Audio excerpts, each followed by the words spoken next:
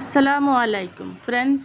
জানেন তো, জীবনে কখনো কাউকে কাঁদিয়ে কেউ কোনো দিন সুখে থাকে না। আমি আমি অনেক সাধারণ ঘরের মেয়ে। এত কষ্ট দিয়েছে মানুষ, কোনো দিন আমি তার প্রতিবাদ করি নাই। প্রতিবাদ করিনি এই জন্যই কি আল্লাহ পাক আছেন, তার জন্য।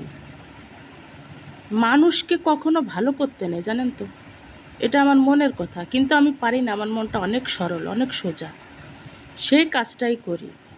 নিজে না খেয়ে অন্যকে খাওয়াতে রাজি আছি ফ্রেন্ডস।